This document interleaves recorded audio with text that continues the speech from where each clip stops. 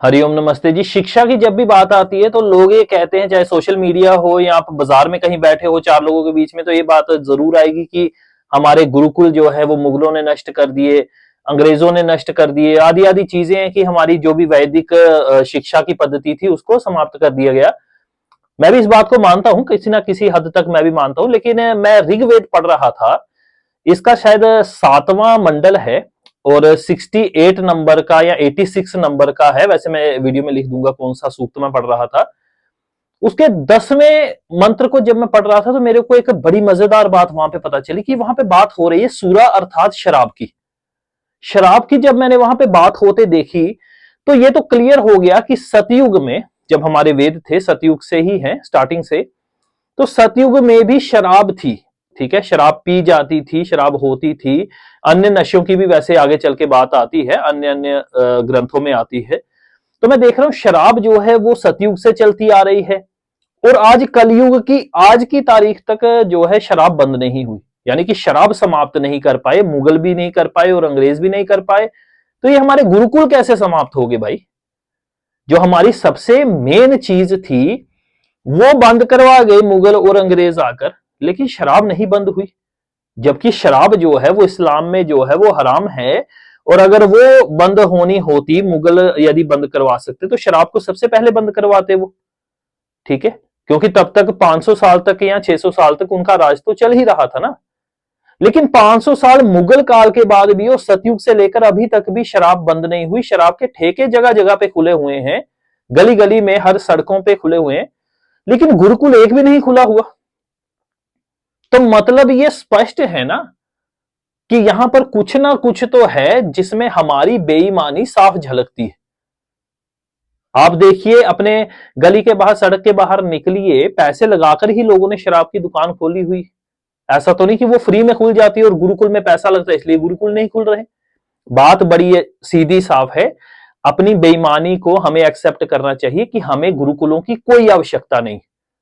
गुरुकुल में पढ़कर ना ही आपको जो डिजायरेबल जॉब है वो मिलेगी, ना आपका जो सपना है वह पूरा होना है। वो आपको भी पता है, गुरुकुल का जीवन है तपस्या में, वहां पे तप का जीवन है, वहां पे सदाचार का जीवन है, वहां पे आध्यात्म का जीवन है। और हमें चाहिए खुली अय्याशी, हमें अपने लिए भी चाहिए और अपने बच्चों के लिए भी चाहिए।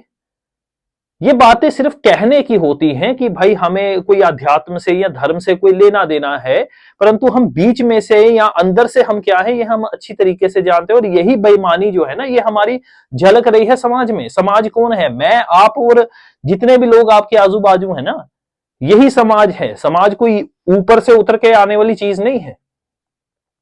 तो हमारी बेईमानी है, हमें वो चीजें नहीं चाहिए जो गुरुकुलों में प्राप्त होती है। हमें ब्रह्मचार्य नहीं चाहिए, हमें सदमार्ग नहीं चाहिए, अन्य अन्य चीजें नहीं चाहिए।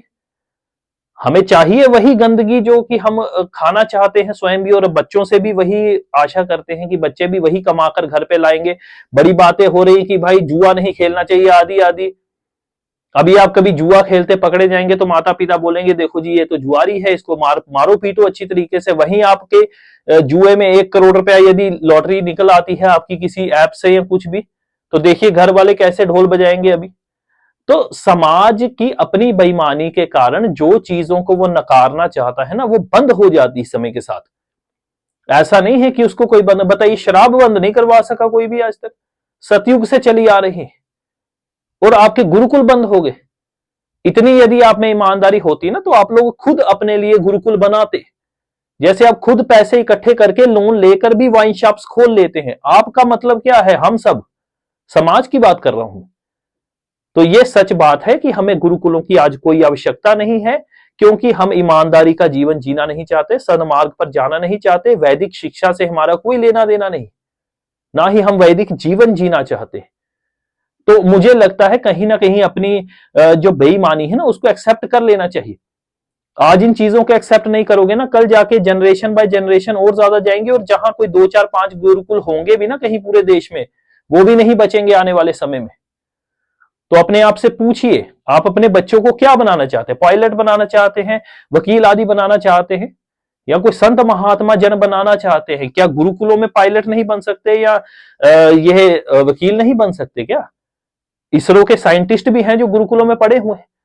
परंतु उनके माता पिता ने पढ़ाना स्वीकार किया, हम नहीं करते हैं, हम मात्र ढोंग करते हैं।